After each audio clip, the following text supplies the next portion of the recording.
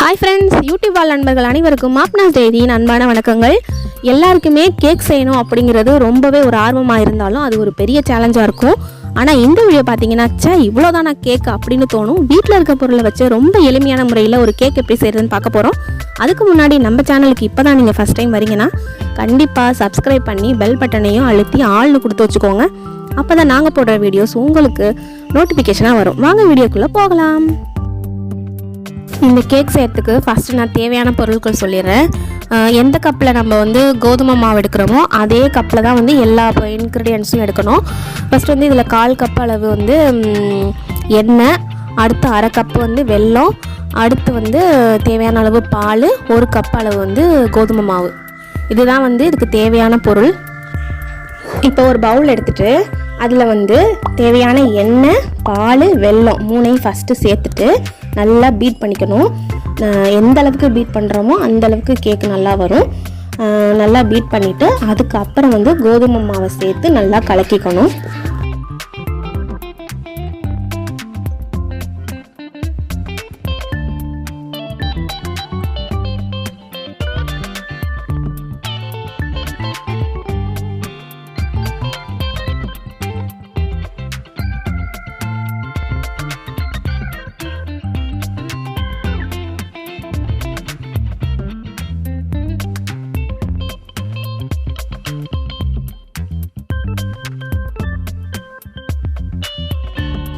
இதை ஒரே பக்கமாக நல்லா அடித்து கலக்கிக்கணும். நல்லா அடித்து கலக்கும்போது கேக் நல்லா சாஃப்டாக வரும்.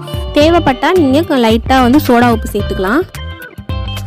இந்த மாவு கலக்கும் போதே இதில் நட்ஸை சின்ன சின்னதாக கட் பண்ணி மாவு கோதுமை மாவு கொஞ்சம் அந்த நட்ஸோடு கலந்து நம்ம இதில் மிக்ஸ் பண்ணிக்கலாம்.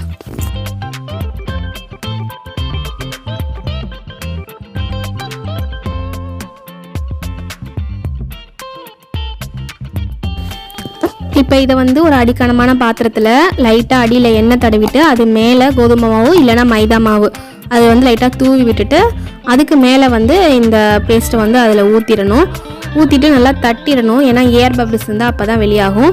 அதுக்கு மேலே நம்ம டெக்கரேஷனுக்காக சின்ன சின்னதாக கட் பண்ண நட்ஸ் நீங்கள் எது வேணாலும் சேர்த்துக்கலாம். பாதாம், பிஸ்தா, முந்திரி எதுனாலும் சேர்த்து மேலே தூவிக்கலாம்.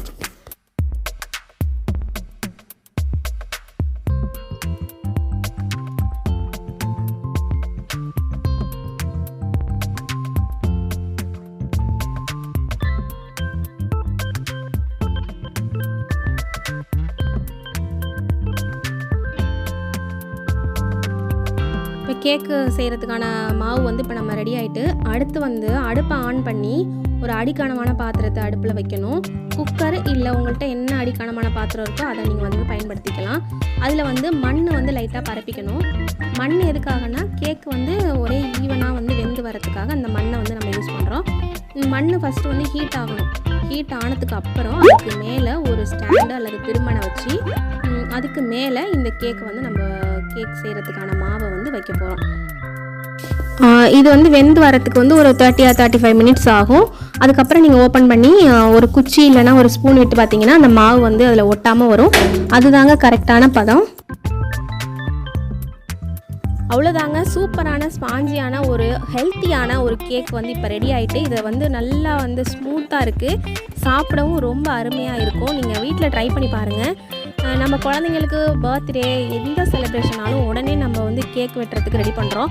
போய் கடையில் டோரிமான் கேக்கு, டோரா புஜி கேக்கு, அந்த கேக்கு இந்த கேக்குன்னு நம்ம நிறைய கேக்கு வாங்குகிறோம். அது எல்லாமே அது யூஸ் பண்ணுற கலர்லாம் என்னென்னு நம்ம திங்க் பண்ணி பார்த்துருக்கோமா? கண்டிப்பாக அதெல்லாம் நம்ம குழந்தைங்களுக்கு வெரி வெரி டேஞ்சர்ஸ்.